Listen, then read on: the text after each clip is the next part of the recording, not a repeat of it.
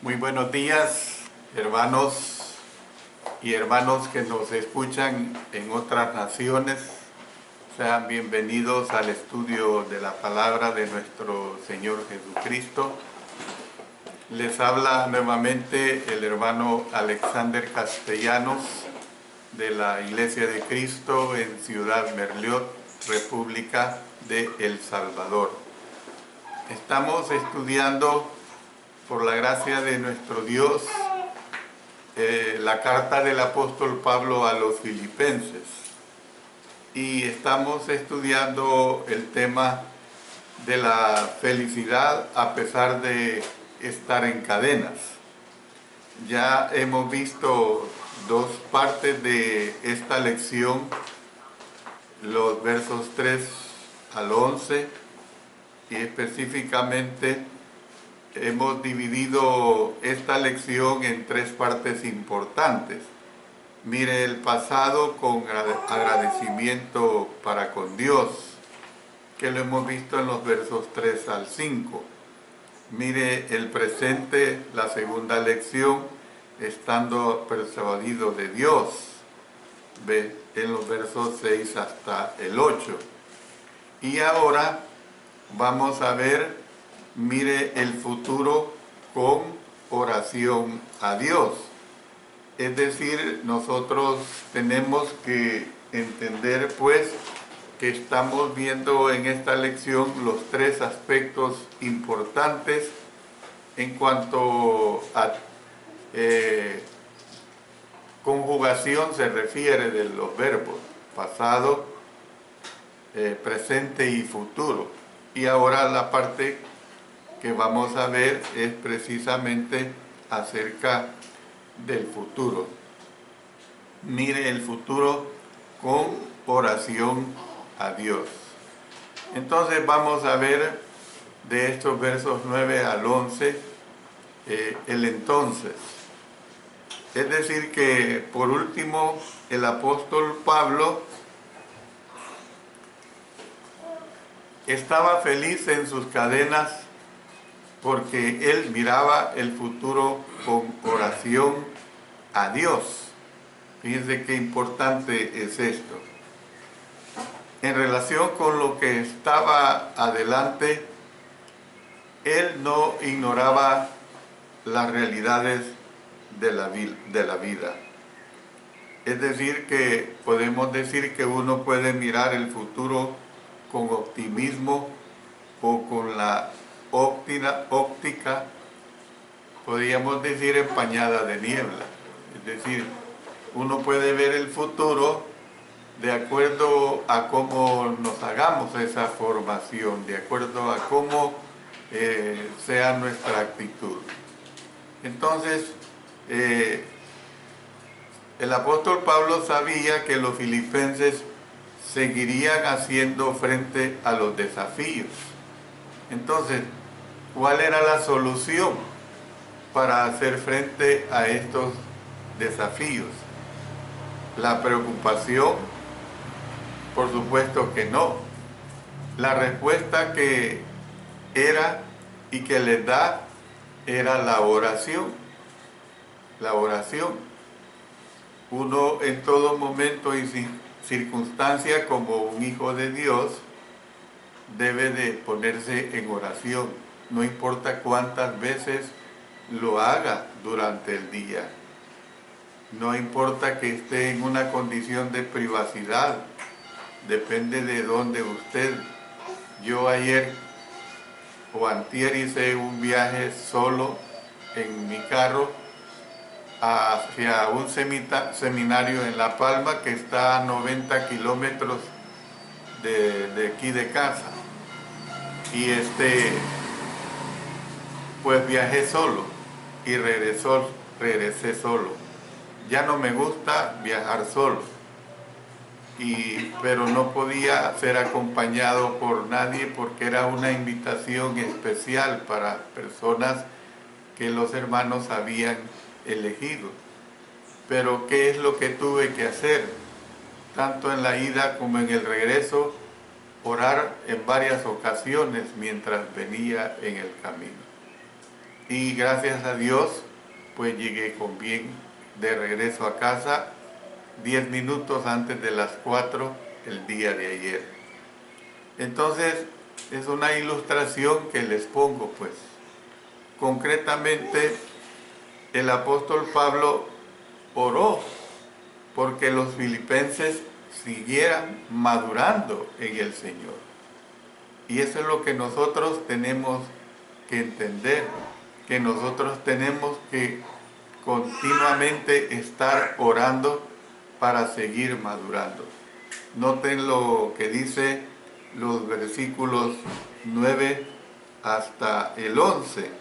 Dice, y esto pido en oración, que vuestro amor abunde aún más y más en ciencia y en todo conocimiento, para que aprobéis lo mejor, a fin de que seáis sinceros e irreprensibles para el día de Cristo, llenos de frutos de justicia, que son por medio de Jesucristo, para gloria y alabanza de Dios.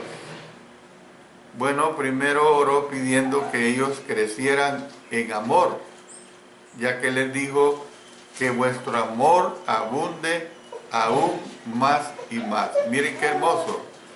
Fíjense que el adverbio más que usa aquí es un adverbio de modo, o sea que modifica la oración, lo está usando en el sentido de enfatizarlo. Dice que el amor en ellos abunde aún más, pero no solo se queda con un más, sino más y más. ¿Ve? La palabra griega que se traduce por amor es ágape. El ágape es un amor totalmente desinteresado que busca el bien. Eso es lo que significa ágape. Busca el bien del objeto precisamente de ese amor. Y el apóstol Pablo juntó varios comparativos en una sola frase. Oró el apóstol junto con varios comparativos pidiendo pues que el amor de ellos abunde, que abunde más, y luego añadió, como decía, más y más. Pide que dos palabras que tienen alto significado, la abundancia y el más. Mire que una ilustración bien típica para esto es cuando usted está invitado en un lugar a una reunión y es celebrada con comida, generalmente así, y sobre todo cuando hablamos de los cristianos. Y usted ve que el plato que le dan es suculento, pero cuando lo termina le ofrecen aún más. ¿Qué es lo que usted ve ahí? Que ahí hay abundancia. Entonces, ¿qué es lo que nosotros podemos deducir? Que hay bendición. Entonces él deseaba que el amor de ellos fuera como un poderoso río que siempre crece en tamaño y en fuerza.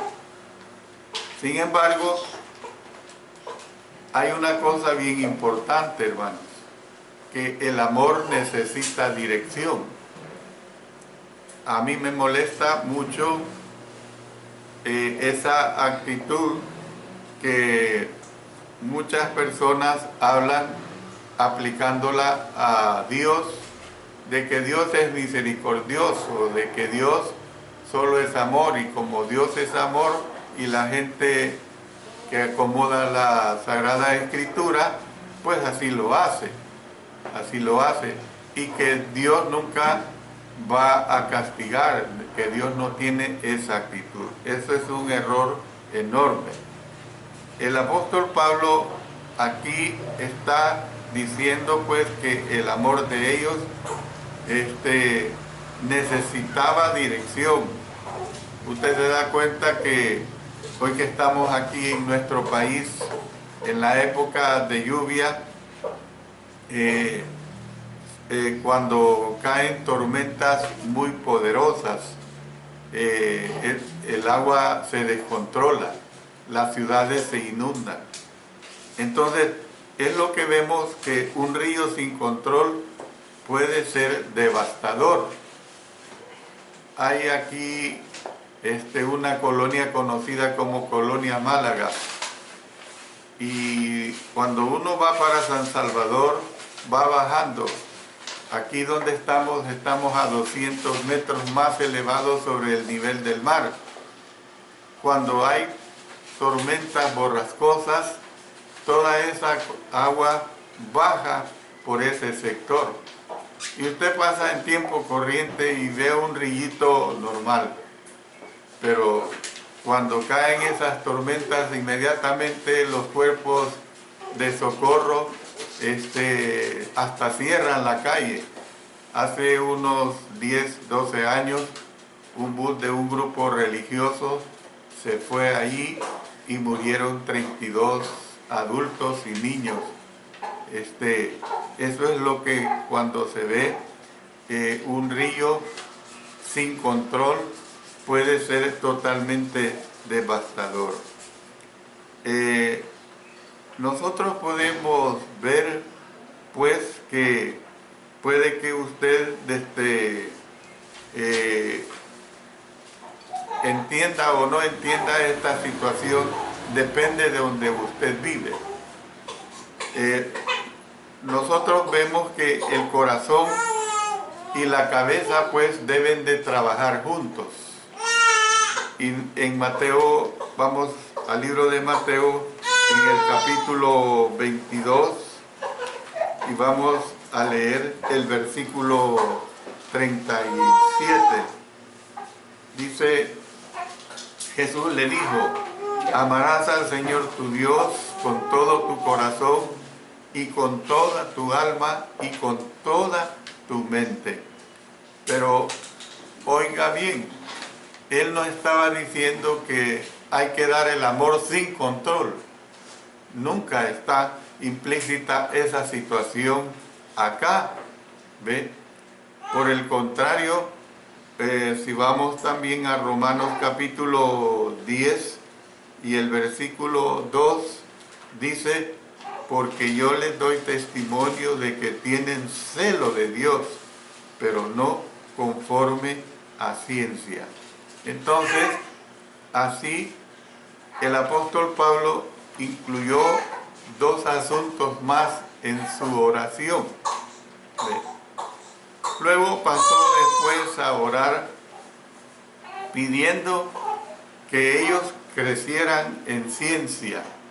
Hay una versión que se lee en conocimiento verdadero, muy bonito, muy claro, que ellos crecieran en conocimiento verdadero. La frase conocimiento verdadero es traducción de una palabra griega compuesta que combina la palabra para conocimiento, o sea, para gnosis. Se escribe con G al principio, con la preposición para, o sea, sobre, que es del idioma griego y que es la palabra epi. Entonces se refiere al conocimiento con algo añadido. Este no es un conocimiento superficial. Por ejemplo, usted tiene un problema eléctrico en su casa. Los problemas eléctricos son de ponerles cuidado, hermano, porque si usted no les pone cuidado, su casa se puede incendiar por un cortocircuito. Pero, ¿qué es lo que sucede? Usted quiere que ese problema se lo resuelva un electricista que tiene conocimiento, un electricista que está certificado. ¿Ve? Cuando a mí un electricista me dice, mire, aquí está mi permiso que le ha dado la institución que da esos permisos a mí me llena de confianza, no digamos cuando lo empiezo a ver trabajar y a reparar. Y luego, después del tiempo prudencial, el problema eléctrico ha sido solucionado. Eso es una ilustración de un conocimiento completo, no un conocimiento superficial, pues. ¿Ve? La palabra significa percibir plenamente para tener un conocimiento comprensivo. ¿Ve? Percibir plenamente para tener un conocimiento comprensivo. También hay otra versión que toma esta palabra como plenitud de conocimiento. Plenitud de conocimiento. Pongo otra ilustración. Hay albañiles que son malos albañiles, que hacen trabajos que nomás viene un temblor y aquel muro que levantó se cae con una gran facilidad, ¿ve? Pero un buen constructor, un buen albañil, le va a hacer algo que, a menos que el terremoto sea exageradamente de un grado intensivo, aquel muro se va a derribar. Pablo pues estaba pensando en conocimiento espiritual, un conocimiento de Dios y su voluntad. Tal conocimiento proviene de un diligente estudio de la palabra de Dios. Para llegar a esta condición tenemos que ser diligentes en el estudio de la palabra de Dios y de la meditación en todo lo que ella significa en la vida de uno. Yo espero que usted, hermano y hermana que está presente, no solo estudie el día domingo que se reúne oyéndome a mí. Yo espero que durante todos los días usted medite en alguna porción de la palabra de nuestro Dios. Hace poco yo hice un resumen breve a través de Facebook de mi vida en Cristo, y lo hice con el fin de animar a que las personas estudien la palabra de Dios, ¿ve?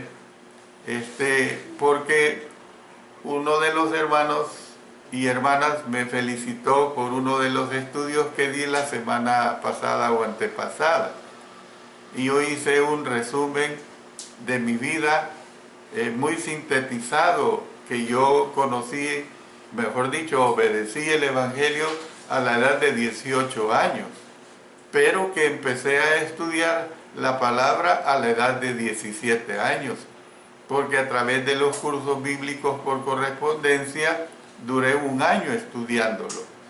Y cuando cumplo los 18 años, un 15 de noviembre de 1967, fui sumergido en las aguas del bautismo.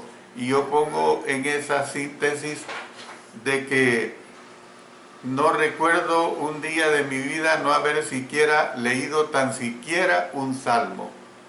Y lo hago con el fin de no dar o mostrarme como un petulante, como un ejemplo de un estudioso.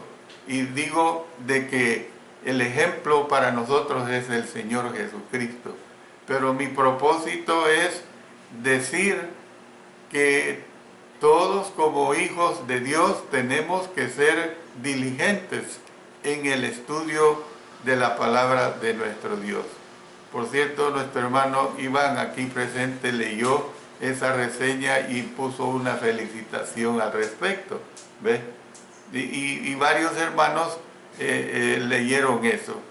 Esto es lo que pretendo yo comunicarles a ustedes a través de este estudio, que tal conocimiento proviene de un diligente estudio de la palabra de Dios y de la meditación en todo lo que ella significa en la vida de uno. Estrechamente relacionado con lo anterior está el asunto que sigue en la oración del apóstol Pablo por los filipenses. Él oró pidiendo que ellos crecieran en la capacidad para discernir entre el bien y el mal. Y hermanos, esto es fácil, pero no es fácil si no estudiamos la palabra de Dios. ¿Ve? Podemos nosotros discernir lo bueno, podemos discernir lo malo.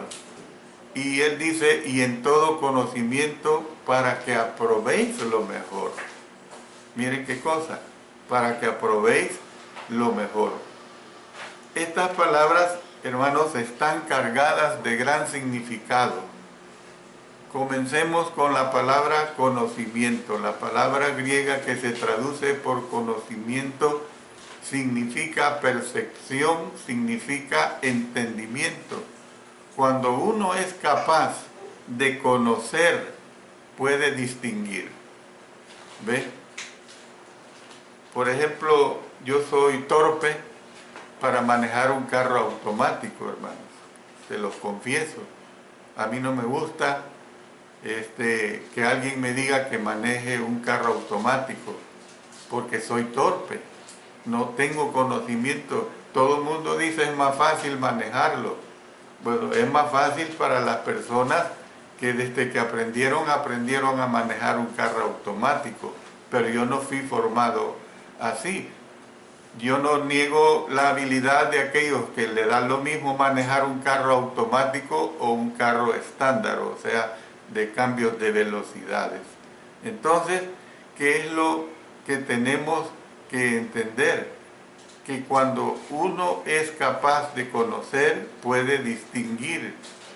Esta habilidad es precisamente una señal de madurez. Puede que un niño pequeño crea que toda criatura de 4 patas es un perro. ¿Ve? El caso de Alejandra, mi nieta de 2 años, 4 meses. Pero que a medida que el niño crece y alcanza mayor edad, aprende a conocer la diferencia entre un perro y una vaca. Yo no estoy diciendo que mi nieta Alejandra es torpe, porque nos gozamos cuando le decimos que imite el sonido de un perro, de una vaca, de un elefante, de un caballo, y ya lo hace. Ustedes pueden ver cómo es, pues que el ser humano va aprendiendo poco a poco, va aprendiendo poco a poco. El apóstol Pablo deseaba que los filipenses crecieran hasta el punto que pudieran hacer distinciones espirituales. ¿Ve? Porque eso es importante en nosotros como hijos de Dios. Tenemos que aprender a hacer distinciones espirituales. Yo puedo ver y tengo que aprender eso, el grado de espiritualidad entre un hermano con otro hermano, entre una hermana con otra hermana. No todos han crecido al mismo nivel de espiritualidad. En Hebreos, en el capítulo 5, verso 14, se hace referencia a los que han alcanzado madurez, a los que por el uso tienen los sentidos ejercitados en el discernimiento del bien y el mal. Esta clase de discernimiento está incluido en Filipenses capítulo 1, versículos 9 y 10. Hay una versión que habla del deseo de Pablo con estas palabras: para que tengáis conocimiento y entendimiento con vuestro amor, para que veáis la diferencia entre el bien y el mal. Es una realidad. Luego pasamos al término aprobéis. El término aprobéis del versículo 10 indica que algo se ha examinado, probado y hallado genuino. Esta es la realidad. Los conocedores, por ejemplo, de los metales, A mí me pueden engañar que una joya es de oro, pero un conocedor de los metales no es engañado. Aparte de la visión y los sonidos y la prueba de ácidos que le hace, él puede comprobar que aquella pieza es oro genuino. Entonces, la palabra que se usa en la traducción del Antiguo Testamento, que es precisamente la Septuaginta del idioma griego, es afín a la palabra probar y se usaba en referencia a la prueba que se sometía al metal o a un metal. Por ejemplo, mire lo que dice en Proverbios capítulo 17 y el versículo 3. Allí en Proverbios capítulo 17 y el versículo 3 tenemos una buena ilustración.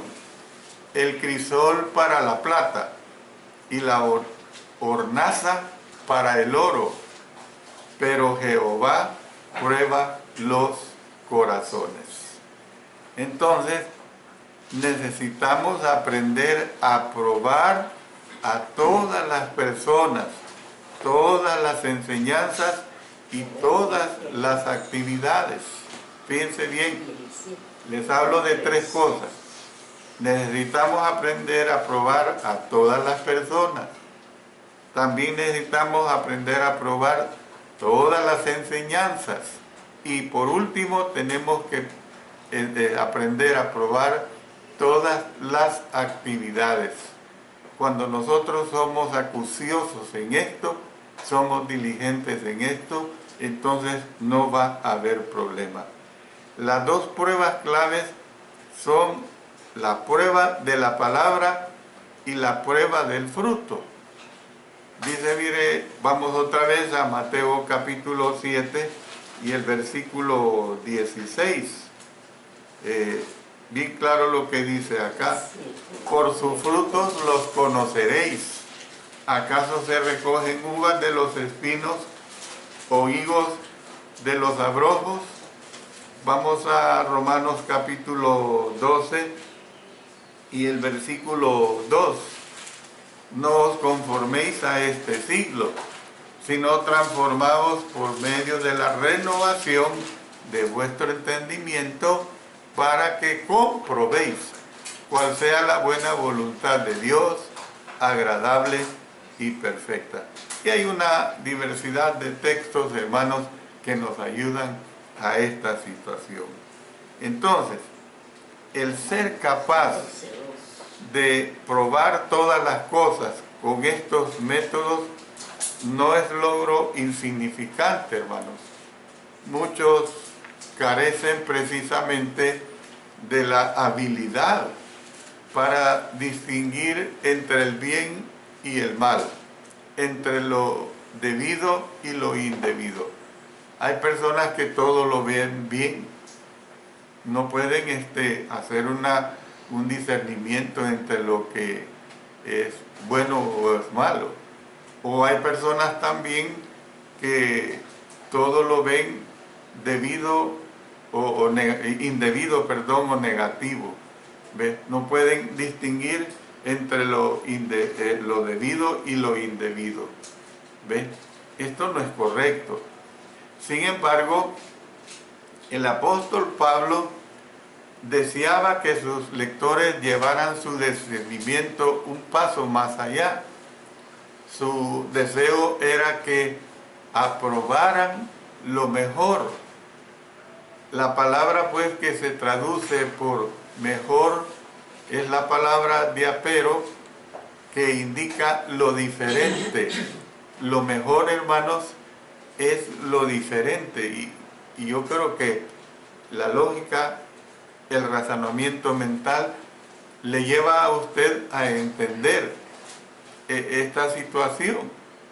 Hace poco, antes de empezar la clase, hablábamos de las pupusas. Las pupusas es el plato típico tradicional, muy salvadoreño. Yo le doy énfasis a esta situación. ¿Ve? Pero hay pupusas buenas y hay pupusas que no son buenas. ¿Ve? Esa es una realidad clara. Entonces nosotros podemos y debemos entender pues que la palabra que se traduce por mejor indica lo diferente. En el contexto que tenemos aquí en el verso 10, la palabra único daría esta idea. O sea, la palabra único nos hace ver lo que es inestimable por ser único.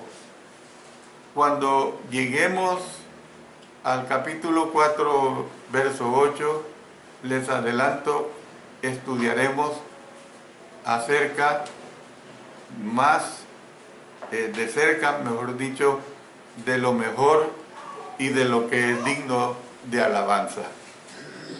Vamos a estudiarlo, pero les ruego tener paciencia hasta cuando el Señor nos permita llegar al capítulo 4, específicamente en el versículo 8. No solo es importante que aprendamos a discernir lo que es bueno, sino también lo que es mejor, y lo que es mejor que todo lo demás. En otras palabras, lo que es verdaderamente excelente. Lo que es verdaderamente excelente. En relación con el uso del tiempo y de las habilidades, mis decisiones más difíciles no solo han tenido que ver con discernir entre el bien y el mal, sino discernir, hermanos, entre lo bueno, entre lo que realmente es bueno, lo mejor y lo mejor de lo mejor, hermano. Por ejemplo, ¿cuál es el mejor de los usos que le voy a dar a mi tiempo y a mis habilidades? Tengo que hacer esta situación, esta comparación, en qué voy a usar mi tiempo, en qué voy a usar mis habilidades. Aquí tenemos al hermano Nelson, ingeniero en sistemas. Él tiene que usar su tiempo en lo que Dios le ha permitido en esa ingeniería. Tenemos al hermano Eric, que es diseñador gráfico. Tiene que aprender a usar el tiempo en esa habilidad, hermanos. ¿Ve? No va a pasar todo el día, o van a pasar todo el día viendo partidos de fútbol, más hoy que viene el Mundial en Rusia dentro de poco. Sería absurdo que no quisieran trabajar por pasar viendo todos los, yo no sé si son 60 partidos que se dan durante todo el mes. ¿Ve? Hay que aprender a entender que esa no es mi vida, y yo no estoy diciendo ni estoy en la posición de que es malo el ver un partido de fútbol y sobre todo deleitarse con aquellos que les agrada mucho los campeonatos mundiales. No estoy en esa posición, sino que estoy entendiendo, estoy diciendo, mejor dicho, de que tenemos que aprender a distribuir nuestro tiempo. ¿Ve? El apóstol Pablo también oró pidiendo que los filipenses crecieran en carácter cristiano, a fin de que seáis sinceros, dice, e irreprensibles para el día de Cristo. La palabra sincero proviene de dos palabras del idioma latín. Una es la palabra sine, con S, que es la proposición sin del idioma español. Y la otra palabra es cera, con C, que significa cera en nuestro idioma, con C también. Se dice que los vendedores italianos de mármol y ciertos mercaderes de la porcelana caían en el hábito de ocultar los defectos de la mercadería o de su mercadería por medio de rellenar las grietas con cierta clase de cera, pero los comerciantes de mayor renombre anunciaban sus vajillas como sin cera. Oiga, dos palabras, sin cera, o sea, sincera, ya en el idioma español. Y de ahí se derivó el significado de la palabra sincero. ¿Ve? El significado de ella es sin engaño o sin hipocresía. Eso es, sincero es sin engaño o sin hipocresía. También se usó mucho la palabra sincera en las representaciones teatrales de los griegos, que se ponían una máscara de cera. Es decir, no estaban siendo sinceros. ¿Por qué? Porque estaban ocultando su rostro. ¿Ve? Entonces, pero que nos quede grabado que el significado de la palabra sincero es sin engaño, es sin hipocresía. Muy hermoso, muy lindo. El texto original tiene una palabra compuesta que significa básicamente juzgado a la luz del sol. Cuando se hacen cosas a la luz del sol es lo mejor. Nosotros aquí, desde que empezamos, no nos hemos ocultado como iglesia de Cristo. Lo hacemos a la luz del sol, lo hacemos a puertas abiertas, tenemos un rótulo. Hemos invitado a toda esta calle a venir. Que la gente no quiere, ese no es nuestro problema. Pero lo hemos hecho a la luz del sol. Gracias a Dios no estamos en los tiempos del primer siglo, que los cristianos, el nefasto imperio romano, que yo ya he dado muchas clases sobre esto, los perseguía y tenían que adorar al Señor en catacumbas. Nosotros estamos haciendo todo a la luz del sol. De vez en cuando sucede que he creído haber desprendido todos los hilos sueltos, por ejemplo, de un traje oscuro, tan solo para descubrirlos a la luz del sol.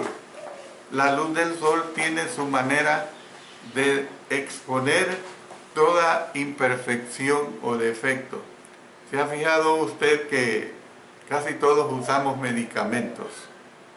Y muchas cajas de medicamentos tienen fecha de fabricación y fecha de expiración o de vencimiento. Pero yo no sé por qué cometen los fabricantes ese error, que escriben unas letras tan chiquitas y en alto o bajo relieve, que usted con esta luz que yo uso para grabar no puede verlas. Entonces, ¿pero qué es lo que hago? Me voy al pequeño jardín que tenemos a la luz del sol, y cuando uso la luz del sol yo puedo leer claramente cuándo fue fabricada este medicamento y cuándo vence ese medicamento. Entonces, hermanos, la luz del sol pues tiene su manera de exponer toda imperfección o defecto. Algo probado por la luz del sol es genuino y se le puede tener confianza. Muy bonito, ¿verdad? Se le puede tener confianza. Así, las palabras del idioma griego y de nuestro idioma tienen el mismo significado básico: sin hipocresía. Sin hipocresía. A la palabra sinceros el apóstol Pablo añadió el término irreprensibles. Noten ustedes cómo en este estudio tan bello, tan hermoso, vamos creciendo poco a poco. Y cómo es que lleva una cadena que va unida la una con la otra. Esta palabra no significa perfectos. Bueno, si así fuera, ninguno de nosotros llenaría este requisito. El apóstol Pablo mismo dice, por cuanto todos pecaron, están destituidos de la gloria de Dios. Tampoco significa que otros jamás nos culparán. Incluso Jesús y los apóstoles fueron acusados de actuar mal. Mire, vea el caso del Señor Jesucristo en Mateo capítulo 27 y el versículo 12. Dice en Mateo 27 y el versículo 12. Perdón. Mateo 27, 12 dice, y siendo acusado por los principales sacerdotes y por los ancianos, nada respondió. Así fue. El mismo Señor Jesucristo no se escapó de esa situación. Entonces, pues, se refiere a vivir la clase de vida en la cual los otros pueden ver que estamos tratando de hacer lo bueno. Esto es lo que nosotros tenemos que comprender. La palabra griega que se traduce por irreprensibles del idioma griego es la palabra apróskopos. Cuando oye el ko es con letra K, apróskopos. Es la palabra que significa tropiezo, más un prefijo negativo significa literalmente sin tropiezo. Sin tropiezo. Hemos de vivir hasta donde lo permitan nuestras posibilidades, vidas literalmente sin tropiezo. Hemos de vivir hasta donde lo permitan nuestras posibilidades, vidas piadosas, pues sin tropiezos. Mire lo que dice la segunda carta del apóstol Pedro en el capítulo 2 y el capítulo 1, y el versículo 10. Dice, por lo cual, hermanos, tanto más procurar hacer firme vuestra vocación y elección, porque haciendo estas cosas no caeréis jamás. También hemos de ser sensibles a las necesidades y derechos de los demás y esforzarnos por vivir de modo que no les causemos tropiezo. En 1 Corintios, en el capítulo 8 y el versículo 13, dice de esta manera, por lo cual, si la comida le es a mi hermano ocasión de caer, no comeré carne jamás para no poner tropiezo a mi hermano. Es decir, hay que verlo bajo el contexto y aplicarlo a la realidad de nuestros días. Hay cosas que pueden ser tropiezo a un hermano y a lo mejor me di cuenta que aquello puede ser una manera de hablar, puede ser una manera de vestir, puede ser una manera de ser de mi conducta, y que al fin yo me doy cuenta que está siendo tropiezo para un hermano o una hermana, entonces debo de evitar esta situación. Por eso las palabras sinceros e irreprensibles se complementan entre sí, hermanos. Se complementan entre sí. La primera, o sea, la palabra sincero, tiene que ver con el carácter, mientras que la segunda, o sea, irreprensibles, tiene que ver con la reputación. Ambas son importantes, hermanos. Una ve con el carácter, otra ve con la reputación. La reputación nuestra es importante, hermanos. Si mi esposa vive remachándome esta situación, yo no soy el 100% perfecto y cometo errores y ella me corrige, como yo también lo puedo hacer con ella o con cualquiera de ustedes. El último asunto de la lista de oración del apóstol Pablo por sus hermanos y hermanas de Filipos era un ruego pidiendo que ellos crecieran en el sentido de vivir vidas fructíferas, llenos de frutos de justicia. Dice, miren qué bonito, es muy hermoso. La palabra fruto, aunque se usa en diferentes maneras en el Nuevo Testamento, se refiere aquí a los resultados prácticos de vivir cerca del Señor, las cualidades pues de Cristo que incluso otros pueden observar. Si usted lee en Gálatas capítulo 5, versos 22 al 23, Gálatas 5, 22 al 23 dice, mas el fruto del Espíritu es amor, gozo, paz, paciencia, benignidad, bondad, fe, mansedumbre, templanza. Contra tales cosas no hay ley. ¿Qué quiere decir esto? No hay límite. Usted puede crecer cuanto quiera en paciencia, en benignidad, en bondad. ¿Ve? No hay límite para ello.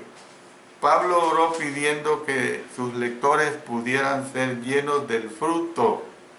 Nos imaginamos un árbol cargado de fruto. Y miren, para mí esto es siempre